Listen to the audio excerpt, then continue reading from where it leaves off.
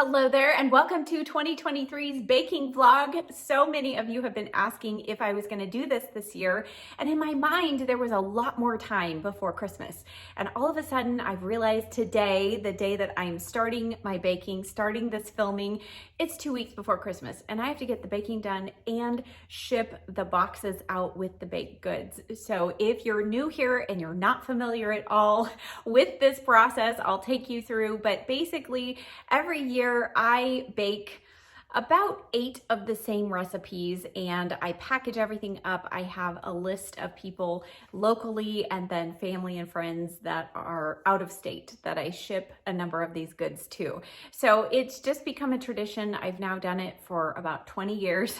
And every year the recipes change slightly, but I have my core recipes that I do every year. They are slightly different than the traditional recipes. So if you're looking for something new, you might find it here. Now, as I've done before, I will list in the description box down below, click where it says more and then hit more again.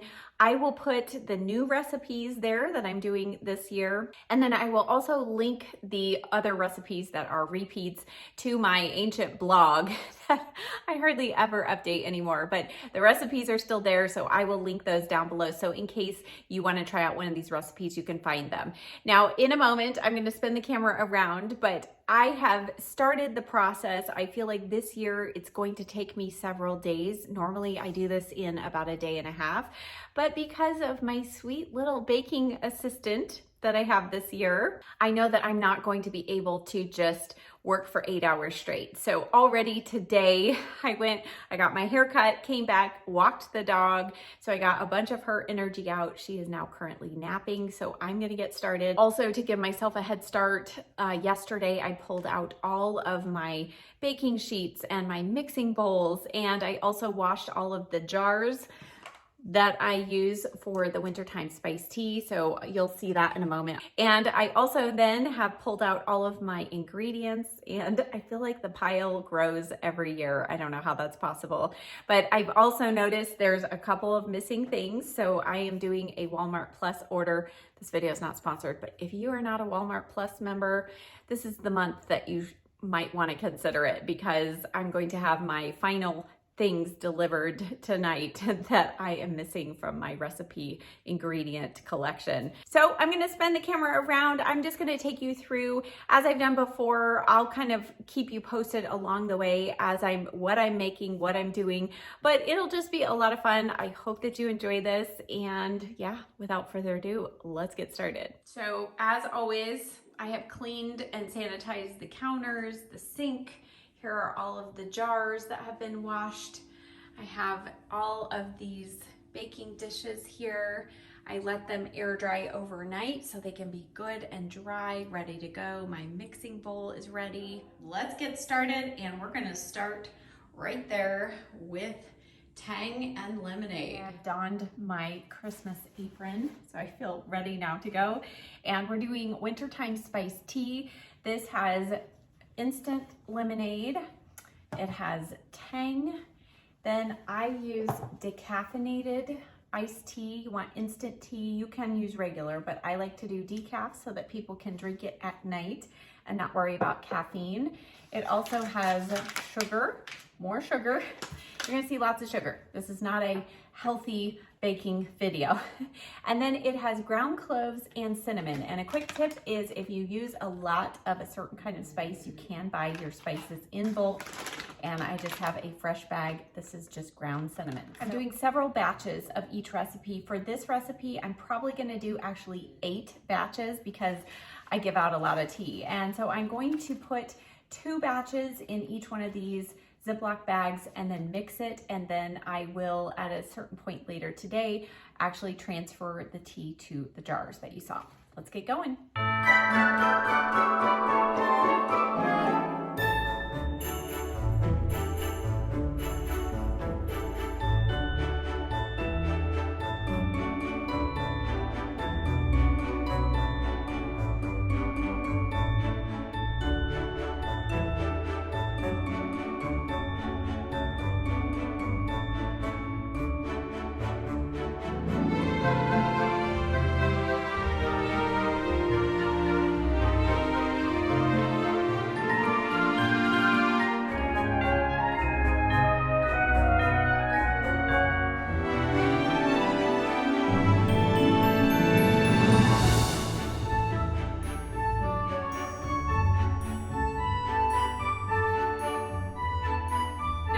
going to do candied pecans, and this is going to be a new recipe that I'm trying. So I'm going to do just one batch and see how they turn out. Then I'll move on to my cayenne pretzels and then come back to the pecans.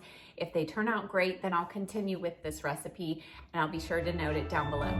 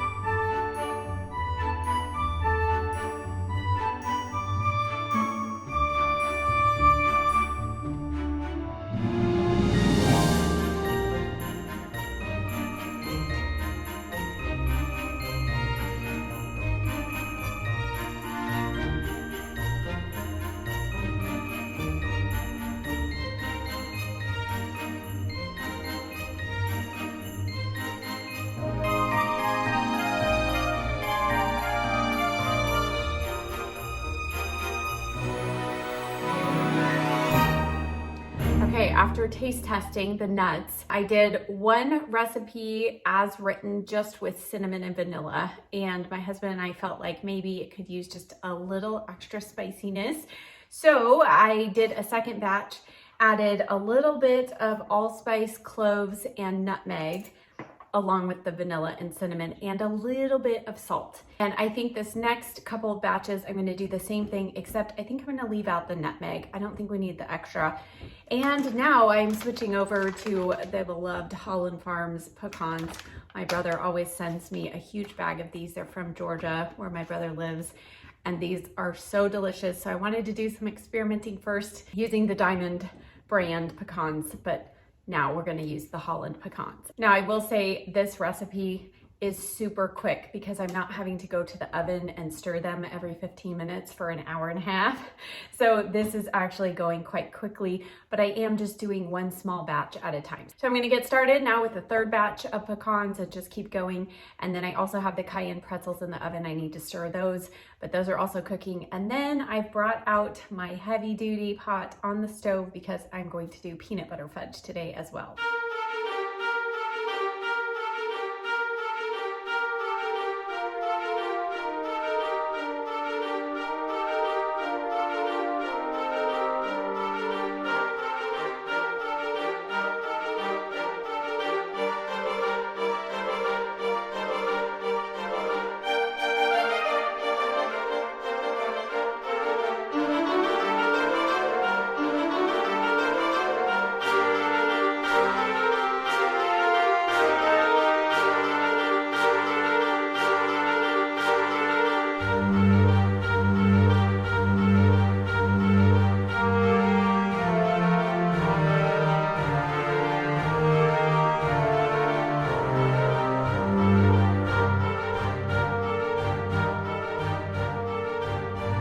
Okay, we are almost there.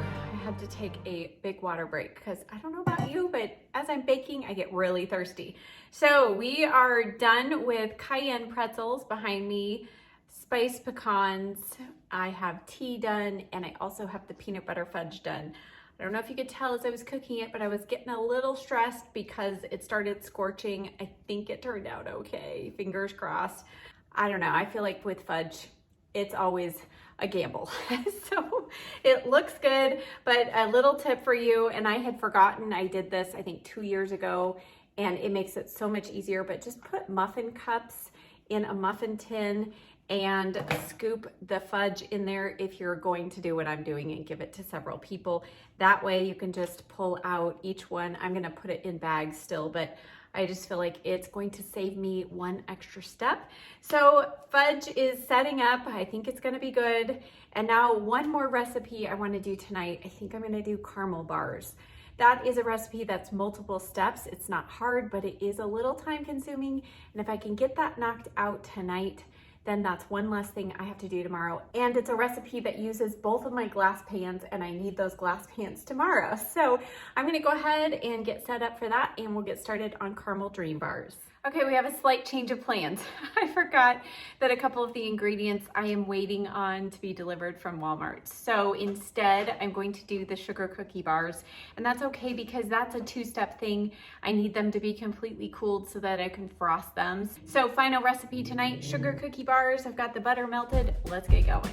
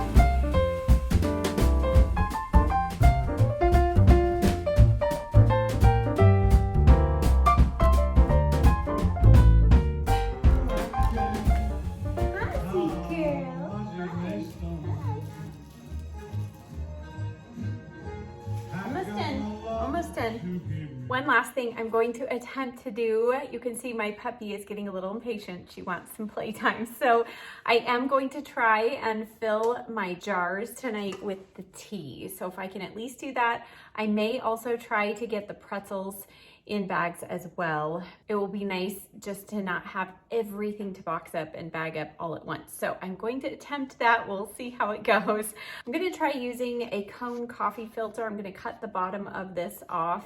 Use this in the jars to maybe help be a funnel for the tea. We'll see if it makes it less messy or not.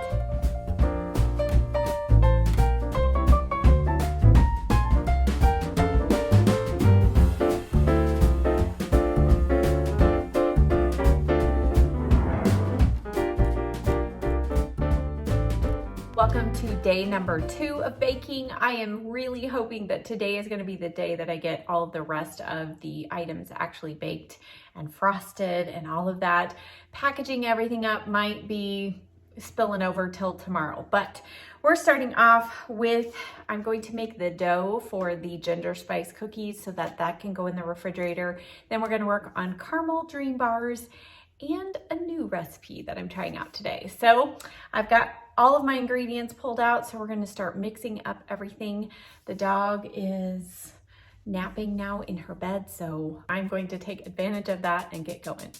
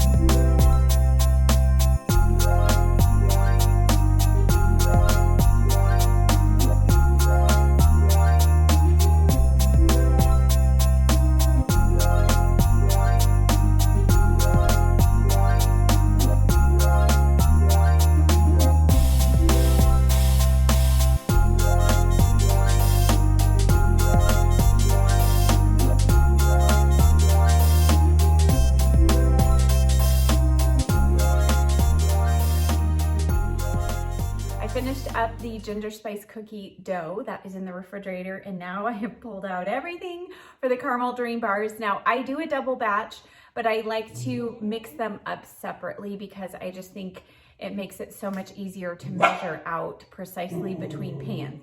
If you can hear my dog, every time I turn on the oven, she gets a little freaked out because, you know, she hears the gas sound coming from the oven and she's not quite sure. So we're still adjusting to things. Thankfully, the mixer did not set her off today, but I'm gonna get started and we're gonna do caramel dream bars.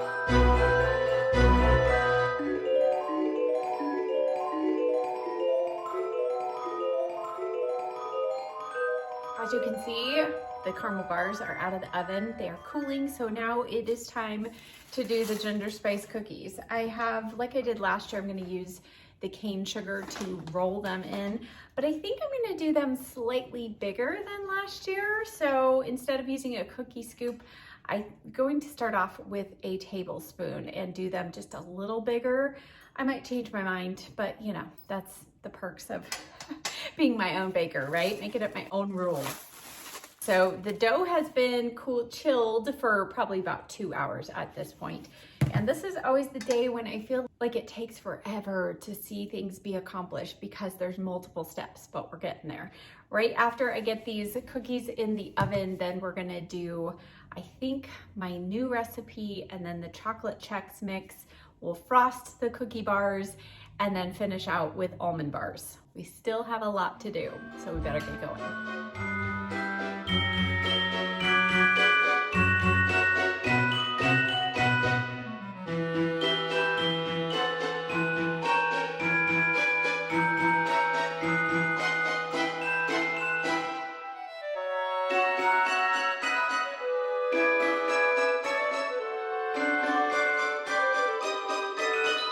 Okay, these are the ingredients for this next recipe. Yes, this is an odd one. So any guesses what we are about to make? These are actually called PMS cookies, but I'm renaming them Mrs. Claus's cookies for Christmas, and I've never made these before, but my friend has made them and everybody she makes them for just loves them. So it's that mix of salty and sweet. Now you're supposed to use marshmallow fluff, and for whatever reason, marshmallow fluff is in high demand and nowhere available around me. So I looked up online. It says you can try mixing in a teaspoon of corn syrup per cup of mini marshmallows. So that's what I'm gonna do. 2 cups equals 1 of the small jars of marshmallow fluff. So I'm gonna try that and we're gonna get going and we're gonna see how this goes.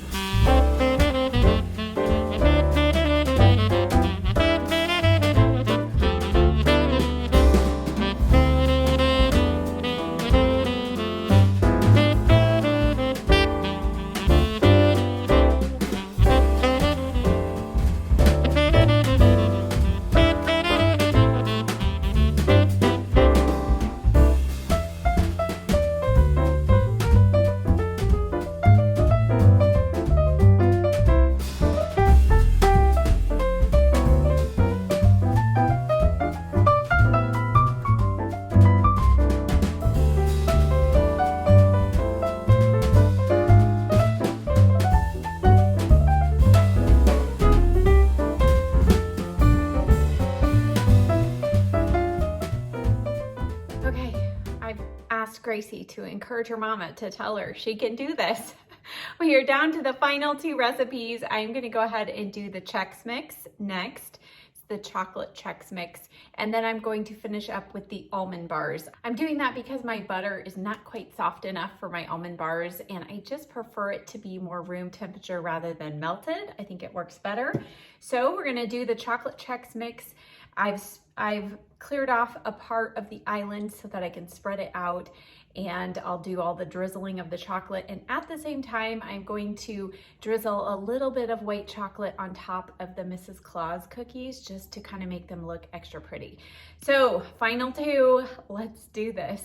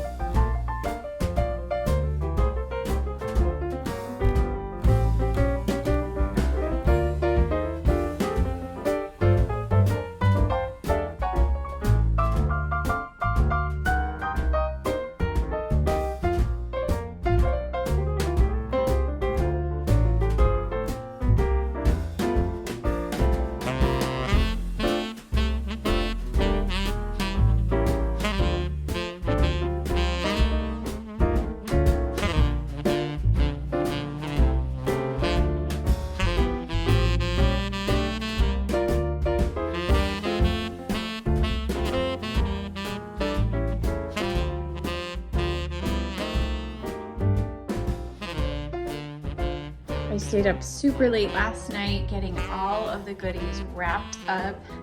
This is the pile of goodies that are gonna go in bags. And I just wanted to say this year I used a lot more of these small Ziploc snack bags, and that made things so much easier than having to tie all of the bags. But the tied bags were definitely necessary for certain things that were a little different size.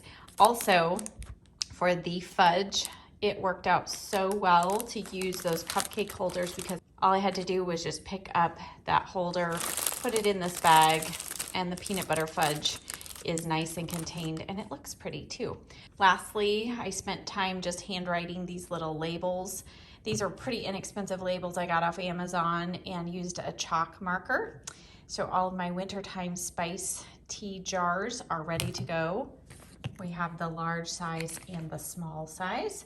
These are the bags that I purchased this year. And then as always, I printed off a list of everything that's in there this year. And this goes in each bag and box. So I have my table ready with my shipping boxes, all packaged up and ready for Santa and his reindeer to help me deliver.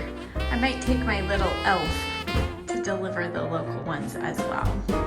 Wow, it feels so good to be all done.